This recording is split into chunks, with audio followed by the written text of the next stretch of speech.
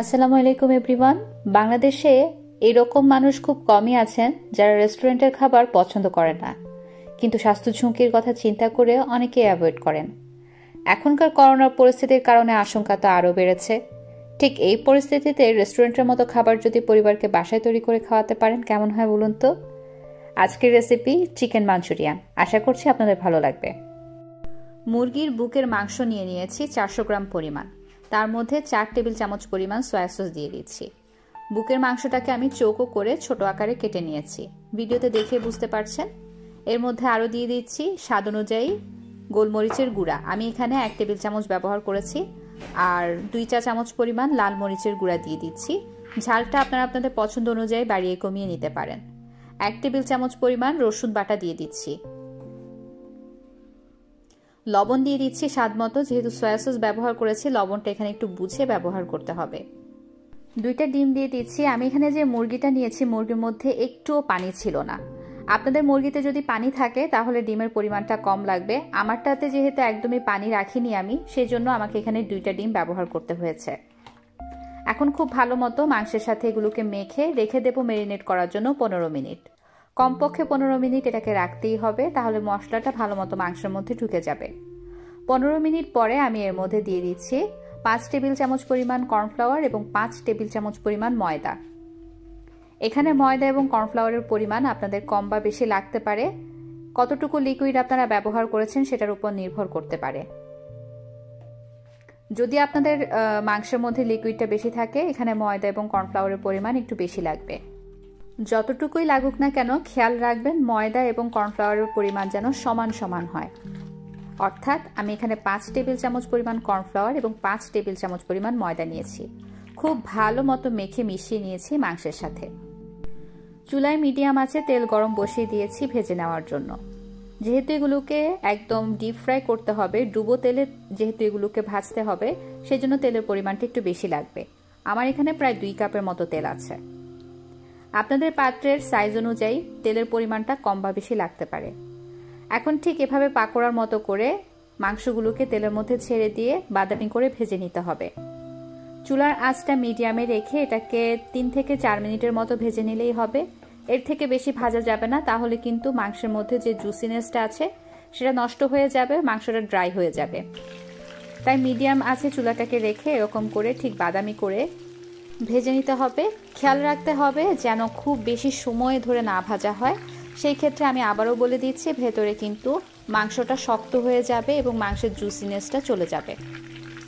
আমারটা হয়ে গেছে, 3 থেকে 4 মিনিটের মতো সময় লেগেছে। আমি এখন এগুলোকে তুলে নেব তেল থেকে।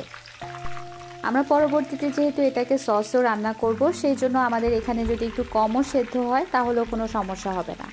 আমারটা তো হয়ে গেছে, আমি তুলে নিচ্ছি। দেখুন ঠিক এরকম বাদামি রং হওয়া পর্যন্ত ভেজে নিতে হবে।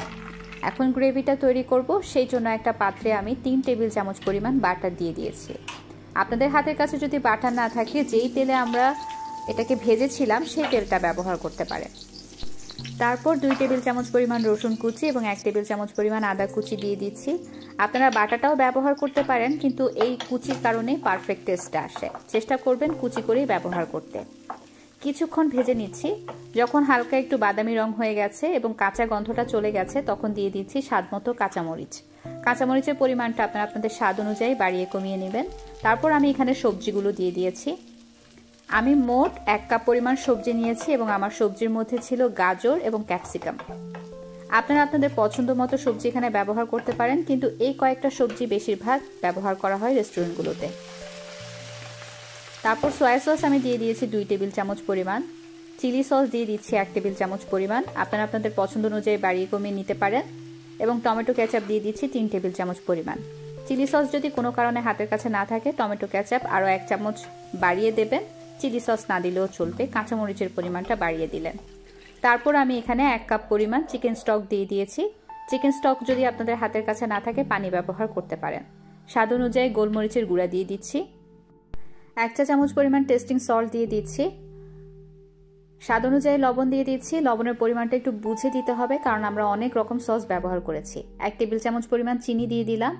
2 টেবিল চামচ পরিমাণ কর্নফ্লাওয়ারকে পানির সাথে মিলিয়ে নিয়েছি, আধা কাপ পানির সাথে। তারপর এর মধ্যে দিয়ে দিচ্ছি। দিয়ে খুব ভালো মতো এটাকে মিলিয়ে নিচ্ছি। দেওয়ার সাথে সাথে এটাকে নাড়তে হবে, না হয় কিন্তু নিচে চাকা বেঁধে যেতে পারে। কর্নফ্লাওয়ারটা দেওয়ার পরপরই এটা এরকম ঘন হয়ে যাবে। তখন আমি কিছু পেঁয়াজ একটু চৌকো করে কাটা দিয়ে দিয়েছি। এখানে পেঁয়াজটা কিন্তু সবজি হিসেবে কাজ করবে। এখন ভালো মতো মিলিয়ে নিচ্ছি। আমি এখানে যে সবজিগুলো দিয়েছি একটাও কিন্তু সিদ্ধ হয়নি, এটা কিছুটা আধা সিদ্ধ অবস্থায় আছে। ঠিক এই পর্যায়ে আমি মুরগিগুলোকে দিয়ে দিয়েছি। দিয়ে খুব ভালো মতো এখন নেড়ে মিশিয়ে নিব এই সসের সাথে। আপনারা যদি সবজিটাকে পুরোপুরি সিদ্ধ করে ফেলতে চান তাহলে পানির পরিমাণটা একটু বেশি দিতে পারেন, সেক্ষেত্রে সবজিটা সিদ্ধ হয়ে যাবে। আমরা রেস্টুরেন্টে যে মাঞ্চুরিয়ানটা খাই সেখানে সবজিগুলো কিন্তু ক্রাঞ্চি থাকে। নামানোর আগ মুহূর্তে 4 থেকে 5 টেবিল চামচের মতো এখানে পেঁয়াজ পাতা দিয়ে দিয়েছি। আরও দিয়েছি 2 টেবিল চামচ পরিমাণ লেবুর রস। আমার কাছে মনে হচ্ছে আমার মাঞ্চুরিয়ানটাতে আরও একটু পানি লাগবে, কারণ আমি একটু ঝোল ঝোল চাচ্ছি, সেই জন্য আমি আরও আধা কাপ পরিমাণ পানি দিয়ে দিয়েছি। তারপর প্রায় 1 টেবিল চামচের মতো সাদা তিল দিয়ে দিলাম। নেড়ে চেড়ে চুলার আঁচটা বন্ধ করে দিচ্ছি। আপনাদের কাছে যদি ঝোল ঝোল গ্রেভিটা পছন্দ না হয় আপনারা তাহলে ওরকম মাখা মাখাই রাখতে পারেন, পানি দেওয়ার আর প্রয়োজন পড়বে না। এখানে বলে রাখা ভালো, চিকেনটা সসে দেওয়ার পরে 2 থেকে 3 মিনিটের মধ্যে আমি সব কাজগুলো করেছি। কোনোভাবে এর থেকে বেশি চুলায় রাখতে যাবেন না, তাহলে উপরের ক্রিস্পিনেসটা চলে যাবে। গত রেসিপি থেকে আমার চ্যানেলে চলছে রেস্টুরেন্টের সব খাবার দাবারের আয়োজন। পারিপার্শ্বিক এই পরিস্থিতিতে নিজের পরিবারের কথা চিন্তা করে বাসায় অবস্থান করুন। বাইরের এই খাবারগুলো বাসায় তৈরি করুন, যেমন স্বাস্থ্যসম্মত হবে ঠিক তেমনি হবে সাশ্রয়ী। পারফেক্ট রেসিপিগুলোর জন্য আমার চ্যানেলটা সাবস্ক্রাইব করে রাখতে ভুলবেন না। সবাই ভালো থাকবেন। আল্লাহ হাফেজ। কিপ ওয়াচিং ভোজন বিলাস বাই আলাইসা।